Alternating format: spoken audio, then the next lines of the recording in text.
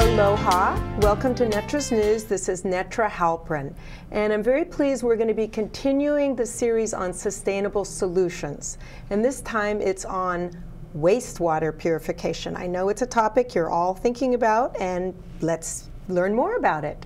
So tonight we have in the studio Robin Knox, an environmental scientist. Hello, Netra. Thanks for having me back on your show. Yeah, you were on here before discussing flooding. That's correct.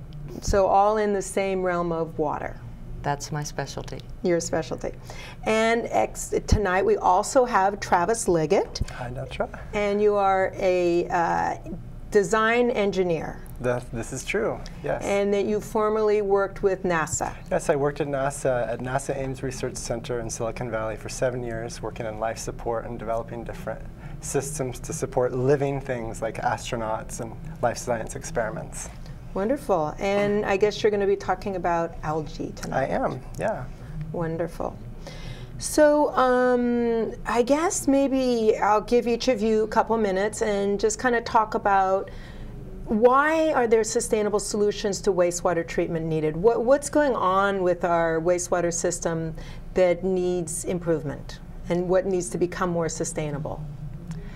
Well, Netra, I'd like to start by saying, you know, a lot of people have a lot of fear about the year 2012 and what's going to happen in 2012. But I'm really excited about 2012 because it's a celebration for me. It's the 40th anniversary of the Clean Water Act. Wow. And many people don't remember the days before the Clean Water Act, but Travis and I both do. We both had very personal experiences where we were impacted by pollution. And that, in both of our cases, inspired us to go into the field of pollution control. That, according to the Government Accounting Office, the Clean Water Act has been the most successful statute ever passed in terms of accomplishing its goals, because it has a high degree of accountability. Okay.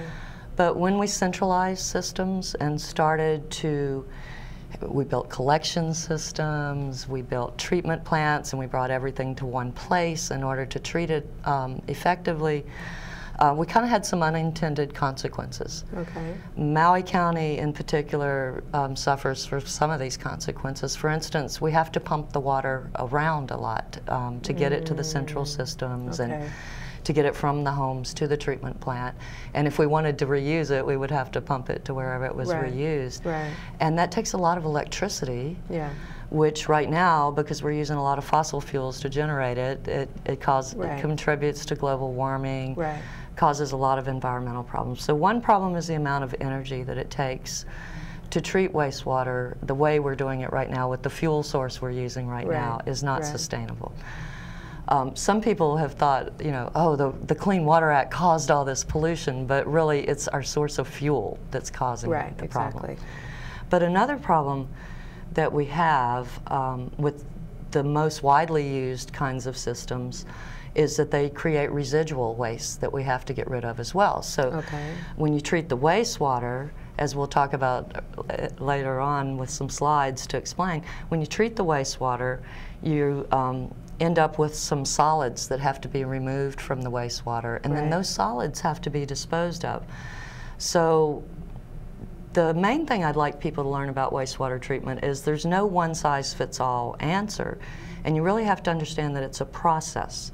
And so we're going to talk about that process tonight, what some of the non-sustainable aspects of our current systems are, and maybe some innovative ideas for solutions. Sustainable solutions. Obviously. Okay, great.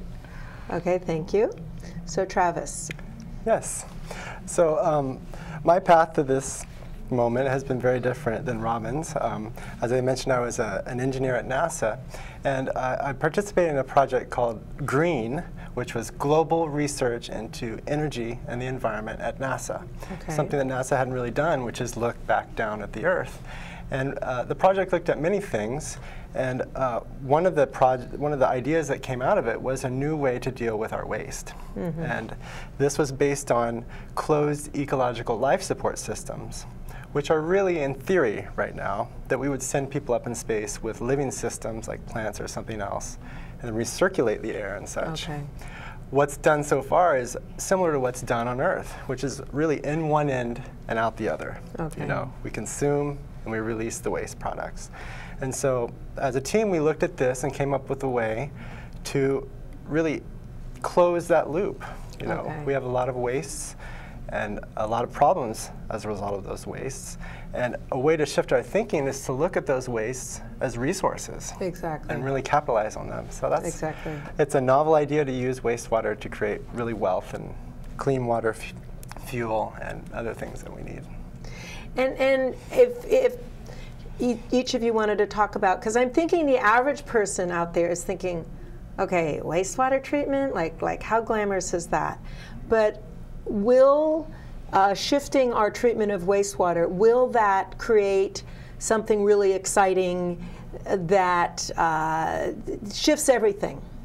Absolutely. There's several aspects to consider. One of the things I learned, I was formerly a permit writer. I wrote wastewater discharge permits under the EPA programs.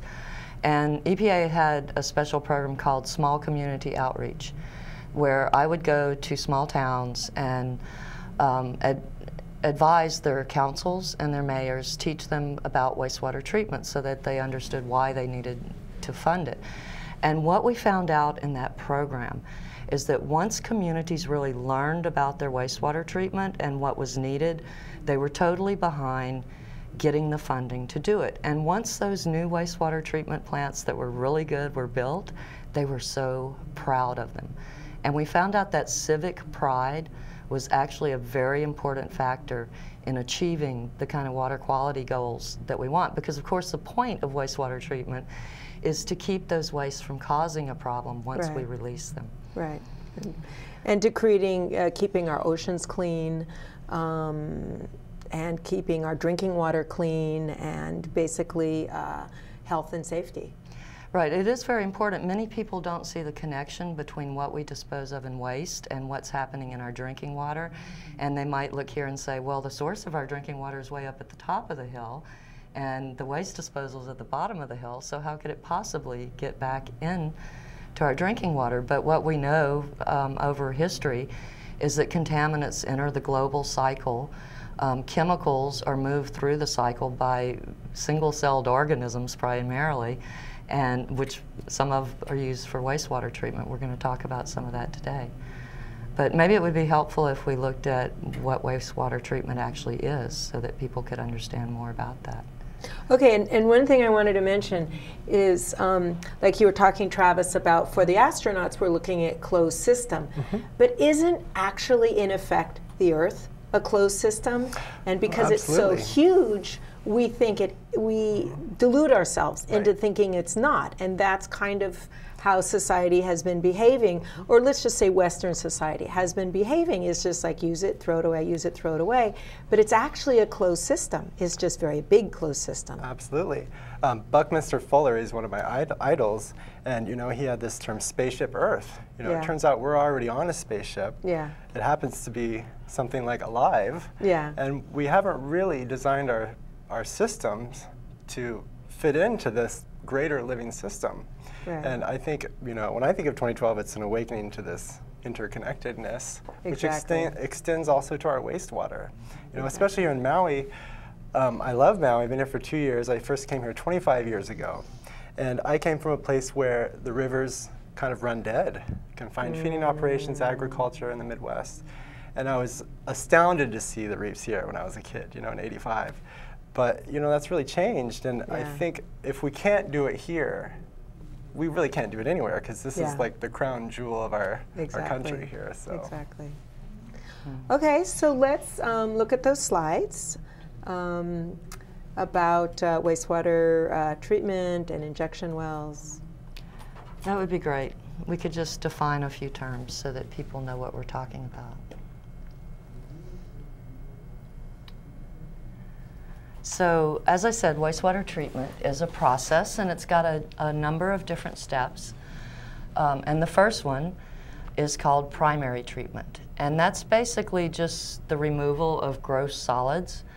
And when engineers or scientists say gross, they're meaning large, but they're also gross. They really are.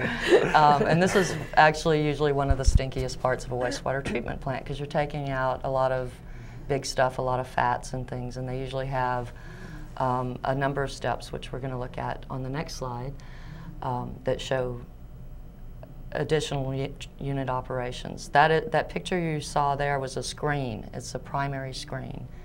If you look at the slide, on the left-hand side, we have the primary treatment. The raw sewage comes in and it's screened. We do, like I said, I just showed you a picture of the Kihei screening. Then there can be grinders because there's often large objects that come in. And then all of that goes into a grit chamber and it's removed from the process. Then in many treatment plants, then there's a primary separation of solids called primary clarification. The plants that I've been on Maui don't have primary clarifiers. They use a different way to get their solids out. Then that water goes out and goes to the secondary process, but the solids coming out of the primary treatment are something that must be dealt with and disposed of in addition to the water. So you have to, whenever you're looking at process, think about in and out. Everything that goes in has to come out, and there has to be a balance. Some things can get transformed in the process, and that's kind of magical. And that's what happens in the secondary treatment process. So if we can go back to the full screen view of that drawing again. No, the previous slide. Yeah, so the secondary treatment removes organic materials, and it reduces ammonia, and it reduces solids. And these things are done in different unit operations.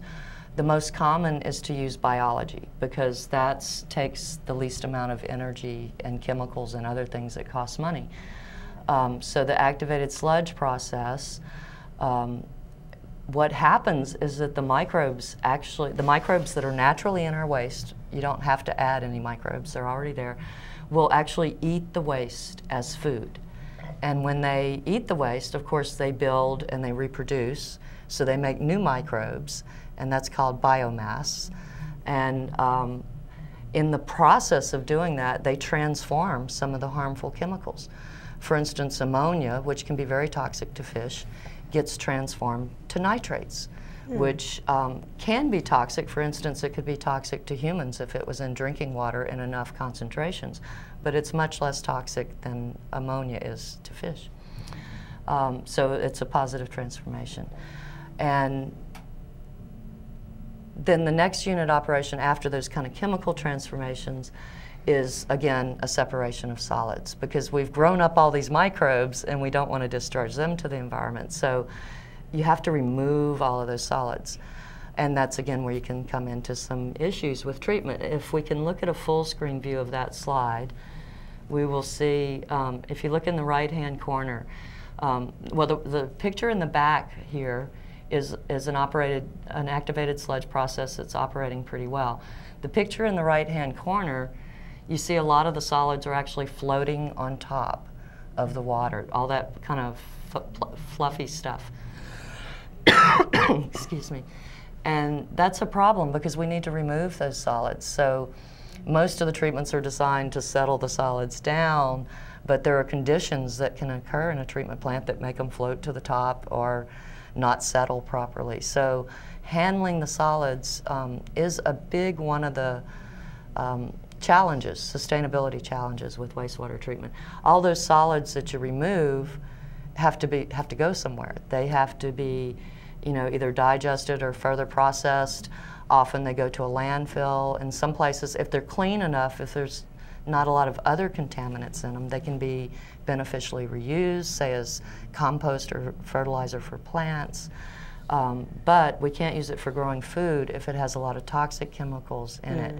And when we take pharmaceuticals and other things into our bodies, that comes out in our waste, so it's in our wastewater.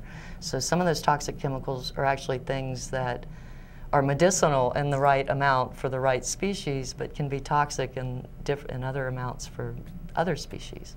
Or other people. Or other people even, yeah. Next process would be disinfection. And that's a really important process for removing harmful bacteria that can cause diseases. And that can be done with chlorine or with UV light. And so one of the challenges we have on Maui is we don't have enough disinfection capacity at all of our treatment plants So while we're able to disinfect the part of the water that we reuse, we're not able to disinfect all of our wastewater. So the part that goes down the injection wells for disposal is not disinfected. It wasn't at the time that I first investigated it. I know that there is movement underway to disinfect the effluent at Lahaina. So I think we're making progress. And again, it's the 40th anniversary of the Clean Water Act. Let's celebrate our progress.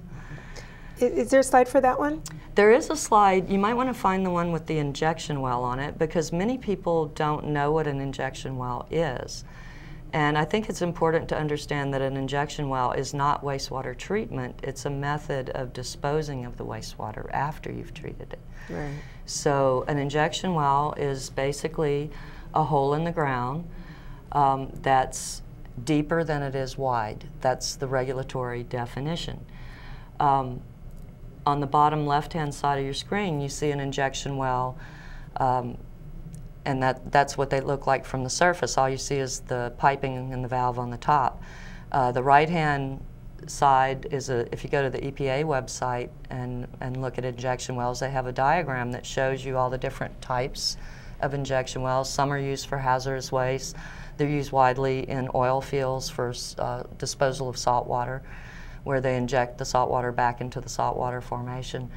But on Maui, we use injection wells widely for wastewater disposal or stormwater disposal. And that water, when it goes through the injection well, reaches our groundwater.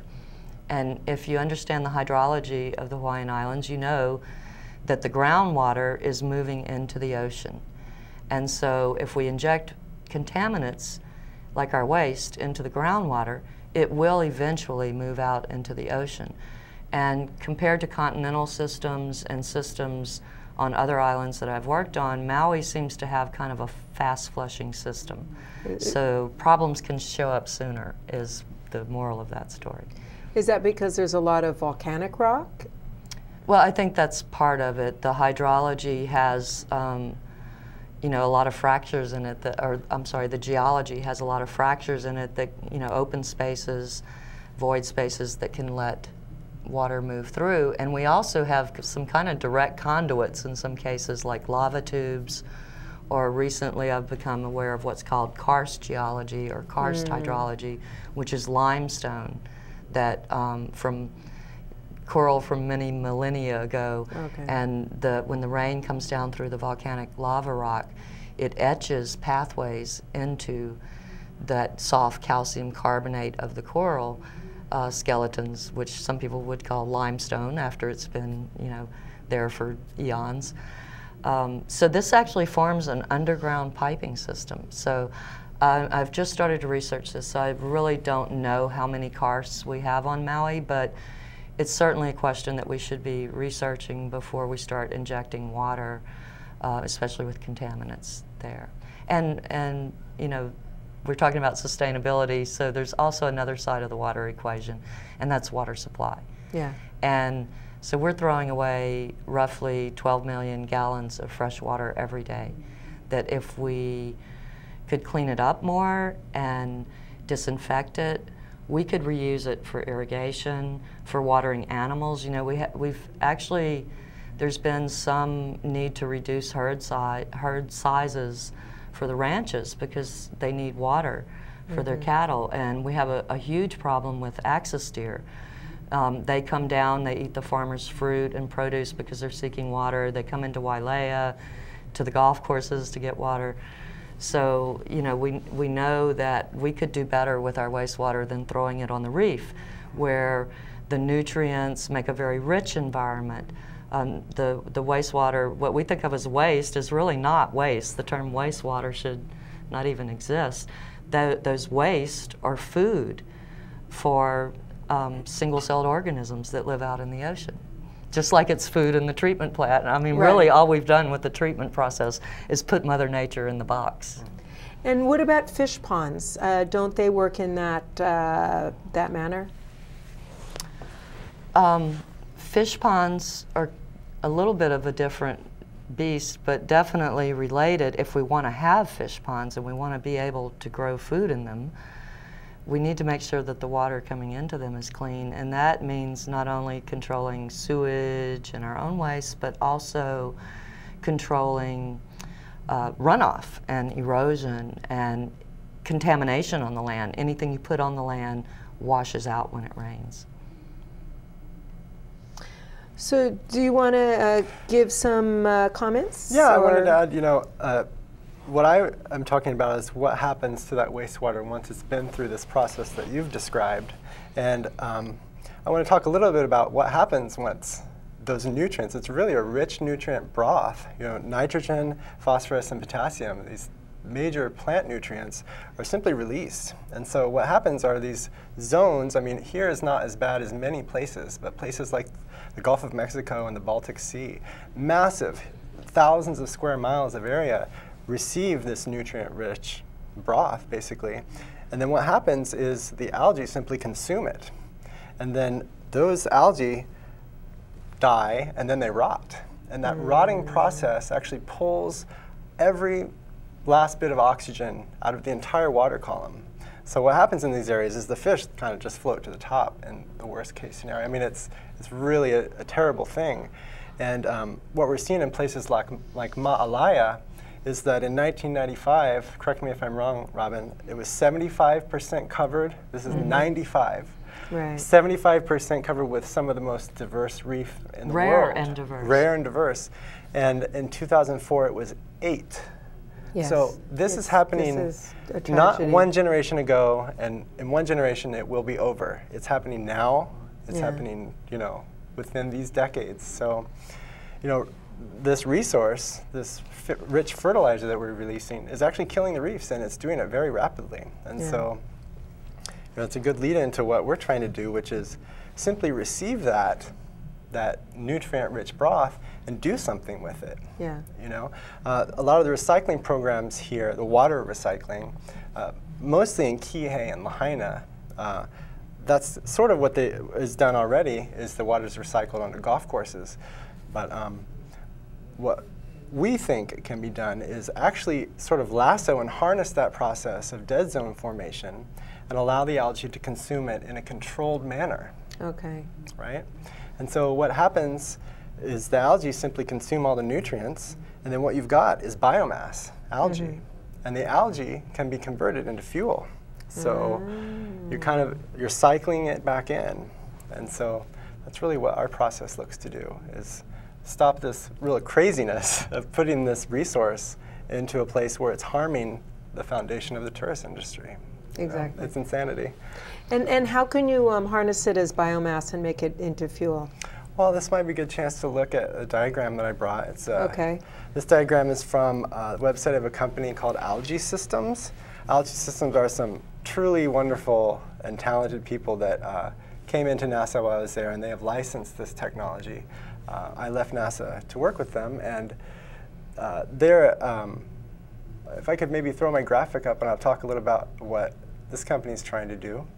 While they're doing that, I just wanted to say I'm glad you brought up the issue of dead zones in the ocean, and that's kind of a premature aging of water bodies called eutrophication. And we see the early signs of that on Maui. It's definite. And so it's like you said, right now is the time to act, because we're already on that slope of decline, and we can't wait or it'll be too late. Right, correct. So okay, so your slide was there, so I'm sure was there? Okay, yeah, so I'm sure they'll put it back up. There it is. So what you're looking at here is 2 slides. Okay, there we go. It's not a technical diagram. It's more of an illustration. What you'll see on the right is a city toward the right there, and coming out of the bottom of that is wastewater. And we're sort of abbreviating here that it's going through a waste processing system, but the way we have it going into the ground is not too far off from what's down here in Maui. But what we're doing differently in this diagram is the wastewater is going into a system that floats on water. This can be done offshore, or it can be done onshore in areas that we have created something like fish ponds, kind of. You know, it's a very same kind of appearance, but floated these systems.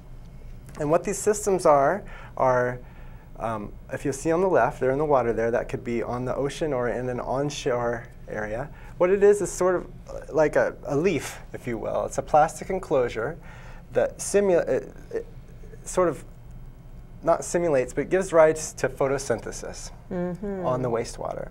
So you receive it in, the wastewater sort of flattens out, it levels itself, it floats on the salt water, and then what you're also doing is you're pumping in CO2. If you look here, I'm going to kind of illustrate. Let's go back full screen. I think that's better. Yeah, full screen. Yeah. So just left of the city, you see a power plant with the 2 smokestacks there. But what's interesting about this is there's nothing coming out of those smokestacks. What we're doing with the exhaust, the CO2, is combining it with the wastewater for the other input that the algae need to grow, which is CO2. Algae need water, nutrients, CO2, and sunlight. So we pump our 2 waste streams, our wastewater and our CO2, into these enclosures, which are floating on water, probably onshore, an acreage onshore that we've converted to algae growth. And those 2 combine with sunlight, and in 12 days, you get a full harvest.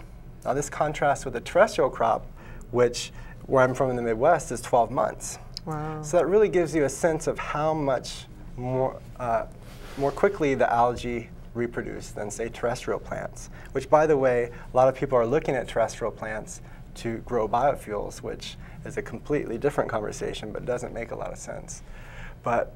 So we've got our 2 waste streams flowing out into these floating systems, and then what we get back is algae, a slurry of algae that's mostly water still. And then what's done is that the algae is allowed to come in contact with the membrane, and that membrane has the algae solution on one side and salt water on the other. And what that does is pulls all of the clean water through a membrane so that the algae and other impurities are left behind for processing. And the water is then returned to the ecosystem in a state that is nutrient neutral, which means that all these nutrients that are killing the reef have been removed. Wow. And so what we do with that algae solution once the water is removed is process it using new processes that have been developed for converting algal biomass to fuel. And if we go back to the graphic one more time, we can see that to complete the loop on the top, we've got fuel coming out, and that can be put into our airplanes, as you see flying above, back into our cities, or into our cars. And then one final byproduct that we get is a substance called biochar. And biochar is actually a very rich soil enrichment. And that can be used to maybe revitalize some lands here. So you've got basically what you call a closed loop system. That's what we call it in life support, as opposed to an open loop system. And we're taking our waste and converting wastewater and CO2 into clean water, fuel, and fertilizer. All things that we need here. I'm sorry, I'm not a scientist, so could you explain again the part about the fuel, like how that gets turned into, especially like airplane fuel. Once I was talking to the president of Hawaiian Air, and what was I talking about? Biodiesel or something, and he said jet fuel needs to be, it's almost like, anyway, it's a very high flash point. And so, and you obviously don't want to fool around with jet fuel. You know, can't have planes falling out of the sky. So how can this be turned into jet fuel? Well, it turns out that the critical path of this technology is not the conversion of the biomass into fuel. Although it is a brand new technology, there are many efforts, including the Department of Energy and the Navy and small companies, that have pretty much gotten that under control. The challenging aspect of algae for fuel is growing that biomass at a cost that's competitive with the petroleum industry. And so this technology contrasts with what exists, which are often in open ponds and closed bioreactors, systems that have to date not been rendered economic enough to proceed. But this technology, because it leverages basically these waste streams as inputs and uses the water column upon which the system sits for free mixing and cooling and all the things that you would have to do mechanically, the energy balance does work out so that it's cost competitive. But the process, I am not an organic chemist. Transesterification is one of the words that you can Google. But it's basically a high temperature, high pressure process that converts the biomass into energy. Okay. So it's a known process. And what is the cost differential between what it costs now and what it I mean, as we know, the cost of fuel, either getting it from abroad or digging it up, I guess, mining it. No, what is it called? It's mining. Mining. When you get crude oil out of the ground, it's mining. Mining it. And as we know, that changes, and the cost of oil is not necessarily related to the cost of mining it, because, as you know, the prices fluctuate, and the cost of mining it doesn't dramatically change.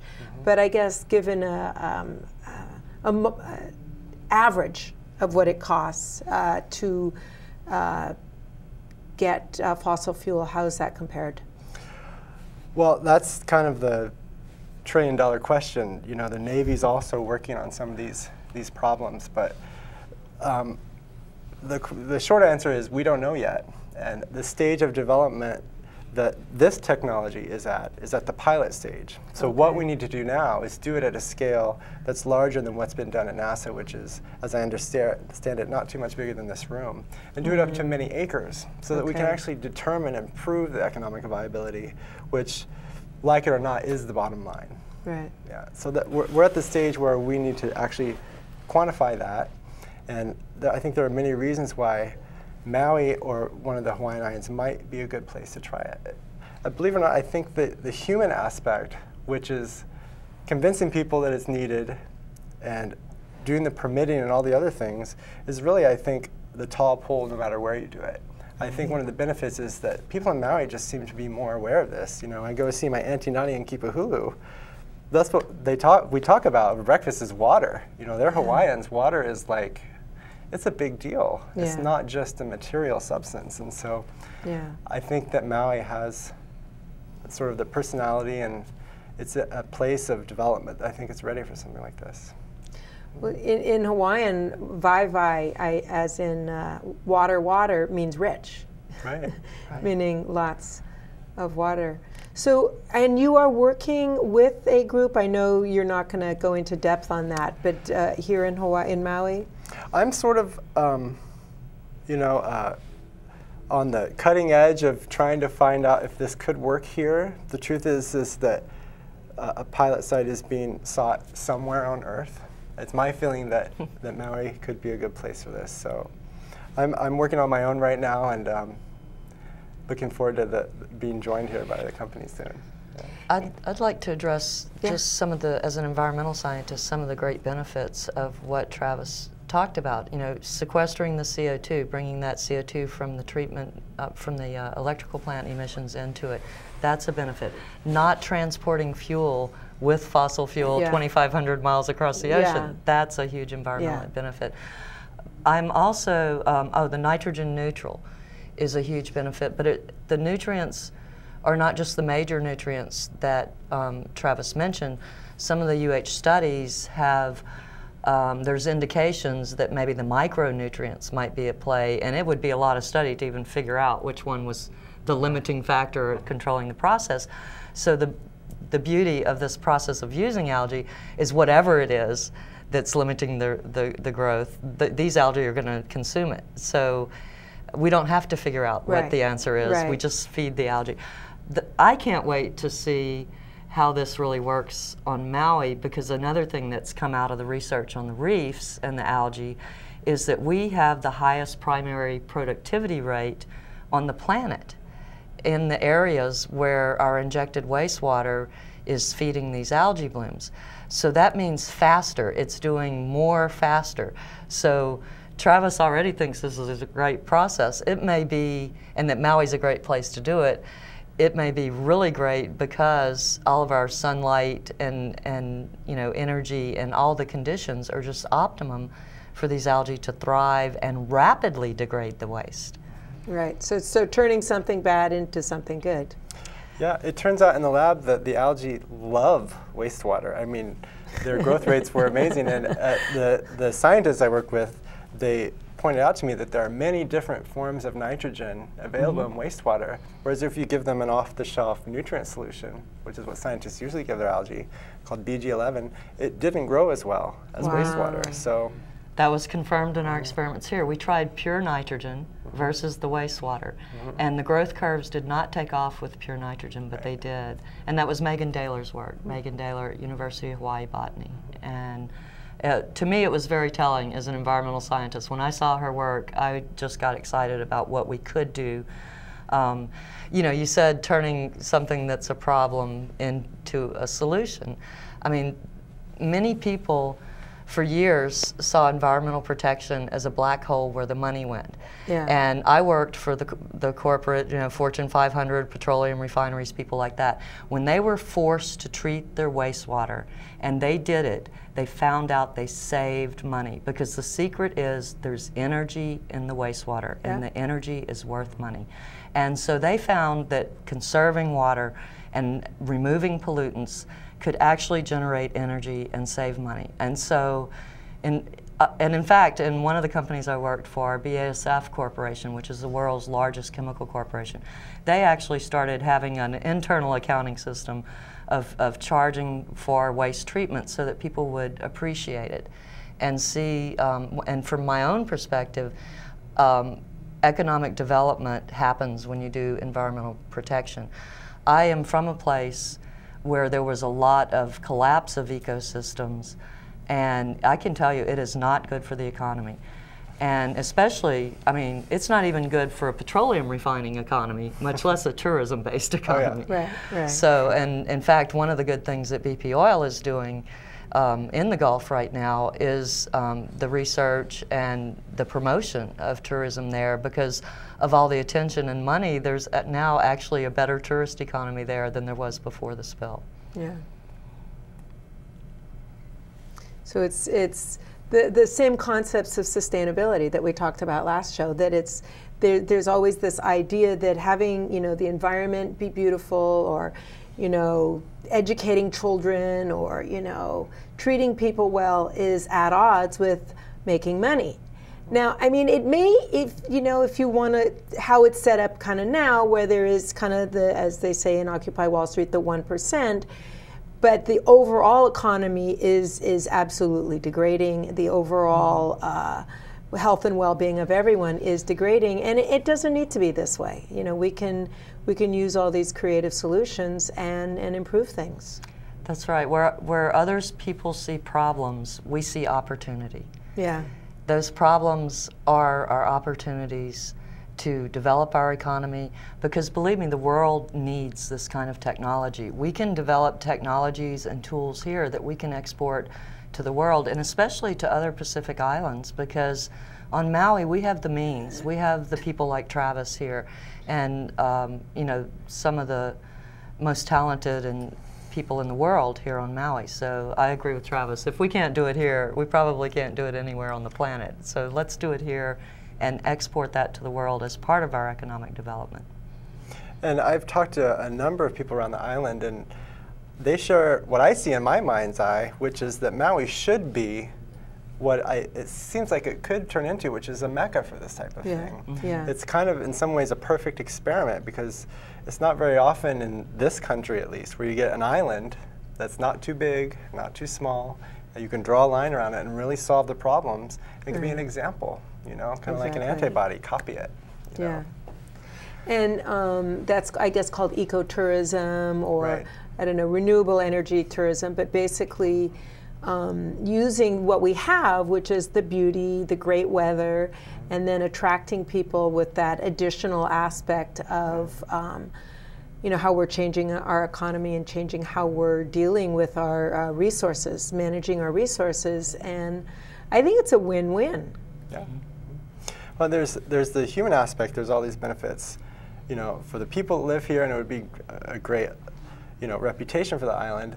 But what I'm kind of talking about in terms of experiment is the technical side. Yeah. Because if we say went to somewhere like Oahu, there's no way that a system could be implemented that could feasibly handle everything in a reasonable amount of time. Because it's so big. And other places may not have a municipal system that has the output that we need as input. But Maui's, you know, it's definitely got a significant wastewater system, but it's not a huge city where you wouldn't be able to see the benefits. For example, Ma'alaya, 300,000 gallons of wastewater go into those reefs eventually every day. Wow. And it's not treated to the same levels as the municipal wastewater. That's manageable. We could, in my mind, we could turn Ma'alaya around with our pilot. But wow, that would be exciting. They would love you. They would be, all the Ma'alaya residents would be bowing at your feet. I mean, that would be. I want to qualify. I am speaking as Travis Liggett. I'm not technically representing algae systems, but I believe it. And can your company do that? Can you have access to that? I can't really speak for them, but what I do know is that it's at the stage where a pilot site is needed. Yeah. And the truth is that I don't think anyone cares where it is. Yeah. But I think there's a lot of logic in it being here. So. And are you looking for investors? I can't really go into that, to be honest. Okay. So maybe he I will refer you maybe to the he website. isn't. I refer you to the website, and if anybody's interested, please contact the partners. Okay. Yeah. And that's algaesystems.com, by the way. There it is. So tell me, how could this affect? I know another issue on Maui is drinking water, and of course we've got the water meter waiting lists, and I did talk to the USGS, and they talked about the water table underneath, etc. How would this affect that? How would this affect? Like you said, if we could obviously, I know what I was going to say. In the beginning, you talked about part of the problem with our system is that it's very centralized. And so there's a lot of energy spent bringing all of the wastewater to those places. And I've heard, let's see, I think Steve Parabicoli and Russell Sparks, they were talking about having lots of small plants. And then they were saying that the people that would be implementing those plants used to work for the county. So they're the same people, the same knowledge body. And would that, and I know that Everett Dowling was going to do that with McKenna. Well, again, there's no one-size-fits-all solution, and there's actually several different things being discussed there in what you just mentioned. But one of the things that the county has been looking at, there is a thing called scalping, where you put some smaller plants around, and as we talked about before, handling the solids is a big part of the wastewater problem. So in that case, they would separate the solids from the water at regional plants, and the solids would go to the big main plant for digesting, but the water itself is kind of like gray water. So it could be used more at the location where the scalping occurs. Okay. So that's one thing. Other things that can happen are things that are already happening on Maui. They're due to the lack of availability of county collection and treatment systems.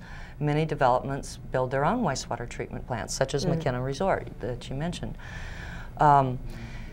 That from a management and regulatory standpoint, in terms of protecting the water resource, can get to be problematic. We already have problems. If you look at the Department of Health website, every year they do an environmental report card, and they grade themselves on how well they're doing. And in every one of them that I've looked at, they've given themselves a very low score, like a D, on injection wells. And the primary reason is they're behind on the permitting. So creating large numbers of small plants that need to be permitted could be an issue if we don't also allocate money for looking out for the quality of our waters and managing that with Department of Health level. So that's one concern. The other is very small plants don't have a lot of operational flexibility. You can put in what are called package plants, and they can be up to 1 million gallons a day, and they're kind of almost off-the-shelf activated sludge plants in most cases. And the problem with those is that if you get 30 of them, it's a lot more problematic from an operation and maintenance dollar amount than having one bigger plant. And that's what happened in my hometown in Baton Rouge, Louisiana. They had literally 150 or more package treatment plants on individual subdivisions, or like at Myalaya, that's what they have there. They have 13 or 12, 11 yep. Treatment plants there. And so what happened was the operation and maintenance wasn't being adequately handled, and also as pollution control is kind of a stepwise process. So you control it a certain amount and you see, is that good enough, by monitoring the environment. And if it's not good enough, you control a little more. Well, over the years, the treatment standards had gotten more stringent. Now you have 30 plants that need to be upgraded to more stringent treatment, and that can be very costly. So you've got 30 plants to manage, 30 plants to operate and maintain, and 30 plants that have to be upgraded in treatment. And it literally cost hundreds of millions of dollars, and it was very costly. What was also very costly was the resistance. To resist going to the higher level of treatment cost the city of Baton Rouge millions and millions and millions of dollars that, in my opinion, could have been more effectively spent on just designing the new treatment. And ultimately, that's where they ended up after 20 years of battle and spending millions of dollars litigating and debating rather than treating. Yeah. And you mentioned drinking water earlier. 12 million gallons a day. We are having drinking water shortages and telling people they can't build on their property because they don't have water supply. And we're throwing away 12 million gallons a day of water that could be reused. Right now, potable water is used for irrigation on this island, and that's a little bit crazy. The other thing we need to think about is global climate change, and whether or not, whatever the cause is, it really doesn't matter because it's changing, and rainfall patterns are changing. So the amount of fresh water we're getting, we actually have analyzed the data provided by, I call it the cowboy rainfall data because it was given to us by the ranches. It was collected by cowboys over the last almost 100 years. And we do see that in that data that the volume of overall rainfall, the volume of water falling on us is less. The drought periods are longer and more intense. And then the storms, when they do come, are more intense, more rain in a shorter period of time. The effect of that has been pretty devastating in North Kihei.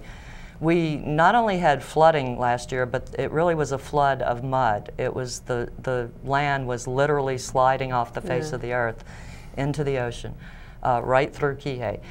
And that is because of these effects of less rain, longer drought, the vegetation dies, then there's nothing to hold the soils. Right. So one of the things we could do with wastewater, other than make biofuel out of it, or we could do with the treated water, is to irrigate those dry gulches and start planting plants, and that will help restore some of the hydrology, that will help hold the soil there so that it all doesn't end up in the ocean. So if we could take our sewage out and our contaminated runoff out, we wouldn't have to worry about reef restoration.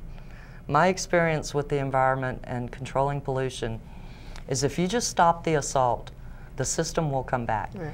It may not be those rare corals that were at Myalaya before, but I'm pretty sure that some coral would come back and we would have increased coral cover and less algae if we put in some kind of treatment system at Myalaya that was sustainable. And I just want to remind people, this is a call-in show, 873-3430. So if you have any questions for Robin or Travis, please give us a call. So anyway, so you want to stop the assault, stop the environmental assault. Yes, yes. The systems are very resilient until you break them, and that is an important thing to understand. You can, do a certain amount of pollution, and you can develop and grade and alter that ecosystem that naturally processes that pollution, and it might seem like everything's okay, nothing happens. And you keep putting different stressors on the system, and because it's very resilient, it doesn't crash right away. It can sustain itself because it's got, all kinds of strategies for dealing with stress. But if you get too many stressors, you can actually break it, and then the resilience is gone, and that's when you get dramatic ecosystem decline. And that is what is very devastating to people and to society. And I saw that happen in Louisiana, and I don't want that to happen on Maui. So I am dedicated to us finding a better way here. I work a lot with fishermen, and I have to tell you quite frankly, they get a little bit upset when people want to control, for instance, the uhu fishery. The uhu are the parrotfish. They're the lawnmower of the reef. They eat the algae. So right now, that is a critical fishery for us because our reefs are being overgrown with algae. They need the fish to eat the algae so that the coral can survive. But if you tell people, especially subsistence fishermen that are doing it for their food, or people who are doing it as part of their cultural practice, when you tell them, you can't fish out there, and then at the same time you say, but we're not willing to stop throwing our waste out there that's, you know, contributing to this problem, that doesn't go over so swell with those people. Yeah. You know, they get a little upset about that because it doesn't quite seem fair to take someone's food away because you don't want to treat your waste. Exactly. Can you tell us the story about the turtle with the what are they called? The tumors. The turtle with tumors. I will. It was a very profound experience for me. I was trying to make a decision. I came to Maui from commercial consulting, from the mainland where environmental scientists are very respected and sought after, and they make a lot of money, quite frankly. It's a really good industry to be in. And I came to Maui, and it was just really hard for me here because I saw that the Clean Water Act wasn't fully implemented, and that as a result there were all these problems. Like we know now that the virus that causes the turtle tumors is a human virus, and we don't know where it's coming from, but certainly our wastewater should be one of the suspect sources. And so I was trying to decide, what do I do? Do I stay in commercial consulting, you know, working for developers and petroleum refineries and things like that? Or do I start working in the public, you know, like with grants and doing research at the university and trying to really understand and solve these problems? And I was trying to decide. I was swimming out at Ahihi, and I'm swimming along and something comes up behind me, you know, out from under a shelf under the reef, and, you know, the instant thing is shark. That was the first thing I thought, you know. And I turn around, and it's not a shark, it's a turtle. this turtle had worse tumors of any turtle that I've ever seen. It had tumors so heavy hanging over its eyes that it was lifting its head up to look at me. It had tumors so much around its mouth that I didn't see how it could eat. And it had so many tumors on its front flippers right where they go into the shell that I didn't see how the turtle could protect itself from the sharks. And I just looked at this poor being, and it was so affected that I couldn't even understand how it was alive. And I instantly became pure compassion. And I heard the Dalai Lama's voice, and he said, "This is compassion." And that's when I knew what my path was. And that's why I can't be dissuaded off of it, because the turtle told me that Pele sent him. And we all know you don't mess with Pele. And that gives you your clarity and surety of purpose. Right. The turtle told me, and it was not a request for help. It was not pitiful. It was not begging. It was a command. The turtle said, "Help me." And so I've been doing that ever since. And I think many other people are similarly inspired by their love of nature. I know Travis told me he became an engineer because he loved the reefs in West Maui, and it inspired him. Yeah, I mean, in some ways, when I grew up on this river called the Mississinawa River, it's in Indiana, I was a turtle because when I was little, they couldn't keep me out of the water. And there was a lot of human and cow and other waste, and I ended up getting very, very sick from it. I had impetigo and all kinds of open. We ended up having to move away from the home on the river because it was not habitable. And I look around here, and everyone is very happy with the environment here, as they should be. But I don't want anyone to feel like I felt, you know. And the truth is that that's the direction that we may be headed in. So, you know, it's very important to me. There's nothing more important in a way. Than creating sustainable solutions. Yeah, exactly. That's what we're about. There are no problems, only opportunities for success. And it's interesting because I'm more in the social realm. That's my expertise, and it's the same. It's, I guess, what we call grist for the mill. That it's that every time there's a problem, like if you notice with a relationship with somebody, that, you know, everything's all nice and then there's a problem, and either it can separate you, or you can then create a more of an intimacy, a trust. And so it's like there's always something that comes that that it takes us deeper, that makes us wiser. And so the same thing that you're talking about on the physical realm, which is waste, that I won't use the other word because this is a polite show, is actually a food, and it always comes back around. And, you know, the Native Hawaiians knew this, and that's what the whole, you know, fish ponds were, and we can go back to that, and you know, there's going to have to be a shift in Western culture to see that, but to remember, like you said, we are all one system, we are all one people, we are all one race, and then we are part of the planet Earth, and we're one part of that ecosystem. I'm glad you mentioned the social aspect, Netra, because one of the really alarming things to me as a water quality professional was about 10 years ago, the industry journals started predicting water wars. That's how serious the world water shortage is. If we don't have adequate water for everyone, not only to drink, but to grow food and to use for their business purposes, it can lead to social unrest, to violence, and to war. And that's not my prediction, that's the prediction of the water resources industry. So that is really also part of why I'm so dedicated to this. We can't let these issues divide us. We need to come together and solve this now. We're totally capable. So let's do it. And we're so blessed because our mayor is a wastewater engineer in his background. So I mean, in some ways we couldn't be luckier. Again, why Maui's the perfect place. Yeah. And this is the perfect time.